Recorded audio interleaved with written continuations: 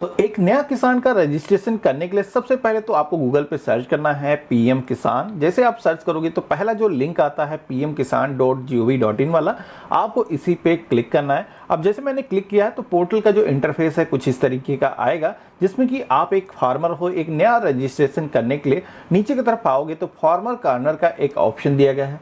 यहाँ पर आपको एक न्यू रजिस्ट्रेशन की टैब देखने को मिलेगी, तो हमें सबसे पहले तो इसी ऑप्शन पे क्लिक कर लेना है। अब जैसे हमने क्लिक किया है तो हमसे पूछा जाता है कि हम रूरल फार्मर हैं या फिर अर्बन क्षेत्र के फार्मर हैं। तो अगर आप ग्रामीण क्षेत्र से हैं तो पहला जो ऑप्शन है इसे ही सेलेक्ट करना है। इसके बाद में अपना जो आधार नंबर है वो यहाँ पर फिल करेंगे। आधार कार्ड से जो भी मोबाइल नंबर रजिस्टर्ड है वो मोबाइल नंबर यहाँ पर हमें फिल कर लेना है। इसके बाद में यहाँ पर जो स्टेट का ऑप्शन है इस पर क्लिक करोगे तो सारी ही स्टेट की लिस्ट आ जाती है। यहाँ पर आप जिस भी स्टेट से हैं अपनी स्टेट का नाम आपको चूज कर लेना है, और ये जो कैप्चा कोड दिखाया गया है इस कैप्चा कोड को सेम इस बॉक्स में हमें फिल कर लेना है। अगर ये कैपिटल में है तो कैपिटल में, नहीं तो स्मॉल में है तो स्मॉल में ही आपको फिल करना है।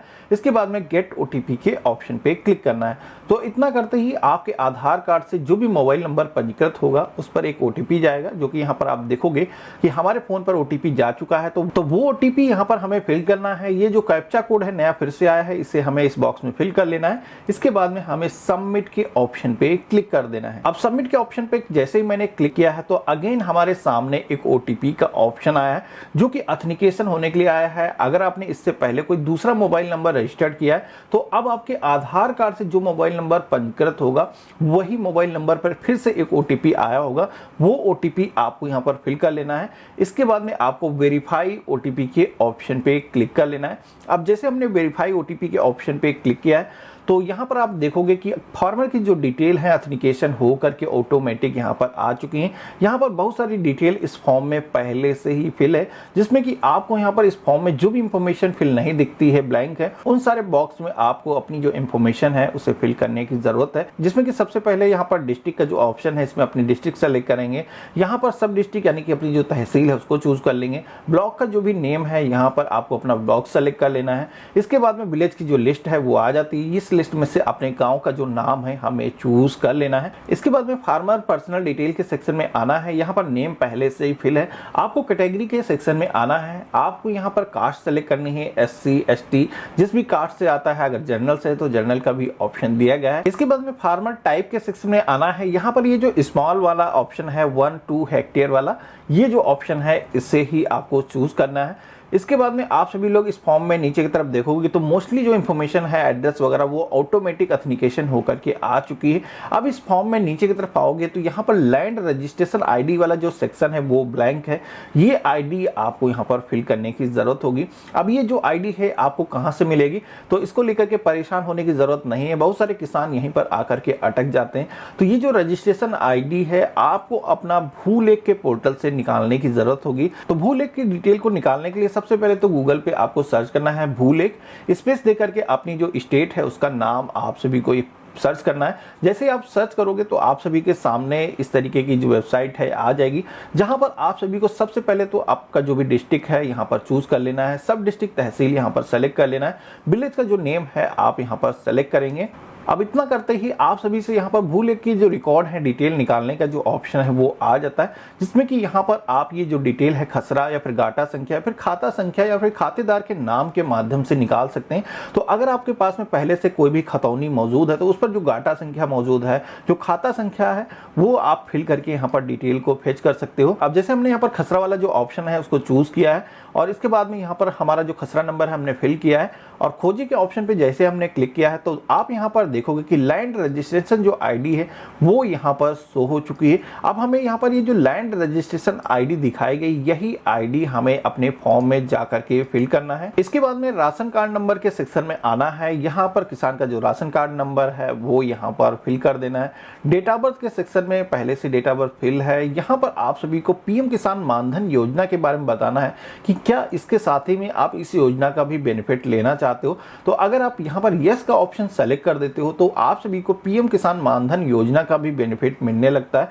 लेकिन यहाँ पर इस योजना में कुछ आप सभी को भी कंट्रीब्यूशन करना होता है। वैसे तो इसके बेनिफिट कई सारे हैं, तो इसका जो वीडियो है मैंने बना रखा है वो उसको देख करके आप डिसाइड कर सकते हैं। बाकी यहाँ पर हम नो के ऑप्शन पे ही क्लिक करेंगे। इसके बाद में अब यहाँ पर नीचे एक लास्ट ऑप्शन हमें दिया गया है ओनरशिप लैंड होल्डिंग का, जिसमें कि सबसे पहले तो आपको यहाँ पर बताना है कि आपकी जो जमीन है वो जमीन ज्वाइंट अकाउंट है या फिर सिंगल अकाउंट है। तो यहाँ पर इससे मतलब ये है कि अगर आप सभी की जो जमीन है वो पैतृक है, उस परिवार में कई सारे लोग उस जमीन के मालिक हैं, तो आपको उस केस में ज्वाइंट का ऑप्शन सेलेक्ट करना है। या फिर जो खाता संख्या, जो गाटा संख्या यहाँ पर आप फिल करने वाले हो उसके आप अकेले ही मालिक हो, सिंगल यूजर हो, तो आप सभी को यहाँ पर ऑप्शन दिया गया है, आप उस केस में सिंगल का ऑप्शन सेलेक्ट करेंगे।